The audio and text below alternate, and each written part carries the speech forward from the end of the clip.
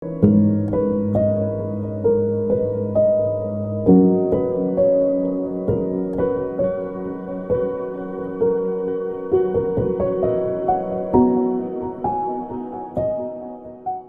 கேட்போம் வாருங்கள் என்கிற அந்த நிகழ்ச்சிக்கு உங்களை அன்போடு கூட நான் வரவேற்கிறேன். அருமையானவர்களே, இன்றைக்கு மத்தேயு 10ஆம் அதிகாரத்திலிருந்து சில காரியங்கள் உங்களோடு கூட கதை வடிவிலே நான் பகிர்ந்து கொள்ள வேண்டும் என்று விரும்புகிறேன். இயேசு கிறிஸ்துவுக்கு அவரோடு கூட இருப்பதற்காக 12 சீஷர்களை ஆண்டவர் தேர்ந்தெடுத்தால் நமக்கு எல்லாருக்குமே தெரியும் இல்லையா?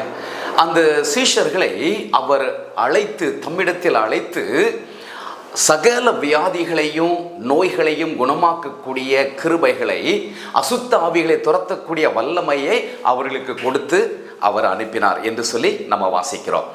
அந்த 12 பேருக்கும் ஆரம்பத்தில் சீஷர்கள் என்று சொல்லப்பட்டிருந்தாலும் தொடர்ச்சியாக நீங்கள் வாசிக்கும் போது அப்போஸ்தலர்கள் என்கிற வார்த்தை பயன்படுத்தப்படுகிறது. ஸோ அந்த 12 அப்போஸ்தலர்களின் நாமங்கள் ஆவன என்று சொல்லி அவருடைய பெயர்கள் வேத புஸ்தகத்தில் எழுதப்பட்டிருக்கிறது. எத்தனை பேருக்கு இதை பார்த்து கொண்டிருக்கிற அன்பு சகோதர சகோதரிகள், சிறு பிள்ளைகளுக்கு இயேசு கிறிஸ்துடைய சீஷர்கள் 12 பேருடைய பெயர் தெரியும்? சண்டே ஸ்கூலில் நீங்கள் படிச்சிருப்பீங்க இல்லையா? ஆமாம். ஸோ பாருங்கள், 12 சீஷர்கள் அவருடைய பெயர்களை நம்ம கண்டிப்பாக மனப்பாடம் பண்ணி ஆகணும். அட்லீஸ்ட் இதுவரைக்கும் நீங்கள் பண்ணலைன்னா இன்னைக்காவது உட்கார்ந்து நீங்கள் மனப்பாடம் பண்ணுங்க.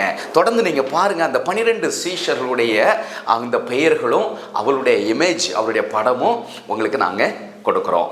அந்த 12 அப்போஸ்தலருடைய நாமங்கள் ஆவன: முந்தினவன் பேதுரு எனப்பட்ட சீமோன், அவன் சகோதரன் அந்திரேயா, செபதேயுவின் குமாரன் யாக்கோபு, அவன் சகோதரன் யோவான், பிலிப்பு, பர்த்தலோமேயு, தோமா, ஆயக்காரனாகிய மத்தேயு, அல்பேயுவின் குமாரன் யாக்கோபு, ததேயு என்னும் மறுநாமமுள்ள லெபேயு, கானானியனாகிய சீமோன், அவரை காட்டிக் கொடுத்த யூதாஸ் காரியோத்து.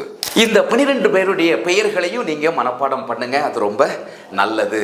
அருமையானவர்களே, பாருங்க, 2 குடும்பத்தில் இருந்து அண்ணன் தம்பி இல்ல, சீமோன் பேதுரு, அவருடைய சகோதரனாகிய அந்திரேயா. அதுக்கு பிறகு செபதேவின் குமார்கள் 2 பேர் அண்ணன் தம்பி. ஸோ 2 பேரும் பாருங்க, 2 குடும்பத்தில் இருந்து 2 பேர் இயேசு கிறிஸ்துடைய சீஷர்களாக இருந்திருக்கிறாங்க. எவ்வளோ பெரிய ஒரு ஆசீர்வாதம் இல்லையா? ஸோ இந்த அப்போஸ்தலர்களுக்கு ஆண்டவர் அவர்களை அழைத்து அவர்களை வியாதிகளை குணமாக்க, நோய்களை குணமாக்க, பிசாசு பிடித்தவர்களுக்கு அவர்களை விடுதலை கொடுக்க அவர்களை 5ஆம் வசனத்தில் அனுப்பினார் என்று சொல்லப்பட்டிருக்கிறது. சரிதானா? ஆமாம். இப்போ உங்களுக்கு ஒரு சந்தேகம் வரலாம், நோய்னா என்ன, வியாதினா என்ன? நோய் வேற, வியாதி வேறையா? 2 தமிழில் ஒரே மாதிரி தானே இருக்குது இல்லையா? ஆமாம். ஆனால் 2க்கும் வித்தியாசம் இருக்கிறது.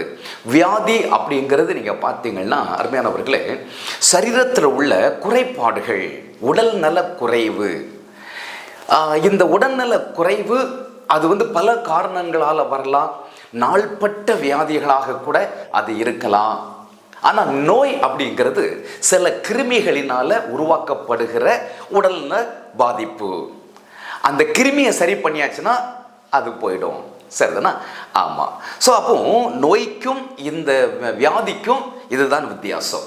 ஸோ அப்போ இதுலேருந்து என்ன நம்ம கற்றுக்கொள்கிறோம் அப்படின்னு சொன்னால், அது நாள்பட்ட ஒரு உடல்நல குறைவாக இருந்தாலும் சரி, அல்லது சரீரத்தில் சில பாக்டீரியாஸ் இந்த சின்ன சின்ன கண்ணுக்கு தெரியாத காரியத்தினால வருகிற ஒரு நோயாக இருந்தாலும் சரி, எந்த பாதிப்பாக இருந்தாலும் சரி, அல்லது பிசாசே நமக்குள்ள பலவிதமான காரியங்களை கொண்டு வந்திருந்தாலும் சரி, எல்லாவற்றையும் அதிலிருந்து விடுதலை செய்வதற்கு, சுகம் கொடுப்பதற்கு ஆண்டவர் சீஷர்களுக்கு வல்லமையை கொடுத்து அவர்களை அனுப்பினார். அப்படி அனுப்பும்போது இயேசு அவங்ககிட்ட சொன்ன ஒரு முக்கியமான காரியம் என்னன்னா, நீங்கள் புறஜாதியுடைய நாட்டுக்கு நீங்கள் போகாதீங்க, காணாமல் போன ஆடுகளாகிய இஸ்ரவேல் ஜனத்தார் இடத்துக்கு நீங்கள் போங்க அப்படின்னு சொன்னார். சரியா? அருமையானவர்களே, அந்த இயேசு கிறிஸ்து அவருடைய ஜனங்கள் மேலே எவ்வளவு அன்பு வைத்திருக்கிறார், அவர்கள் எப்படியாவது அவர் அறிந்து கொள்ள வேண்டும் என்பதில் அவர் மிகவும் அக்கறை உள்ள தேவனாக இருக்கிறதுனால தான் சீஷர்களை கட்டளை கொடுத்து அனுப்பும்போது நீங்கள் புறப்பட்டு போங்க, நீங்கள் அப்படி போகும் பொழுது வியாதி உள்ளவர்களை சுகப்படுத்துங்க, நோய் இருக்கிறவங்களுக்கு குணப்படுத்துங்க, குஷ்டரோகிகளுக்கு நீங்கள் அவர்களை சுத்தப்படுத்துங்க, சகல பிணியாளிகளுக்கும் சுகத்தை கொடுங்க, பிசாசுகளை துரத்துங்க, இப்படி எல்லாம் அவர்களுக்கு கட்டளை கொடுத்து அவர்களை அவர் அனுப்பினார். சீஷர்கள் புறப்பட்டு போனார்கள். இதுல இயேசு கிறிஸ்து சொன்ன முக்கியமான ஒரு காரியம் இருக்கிறது.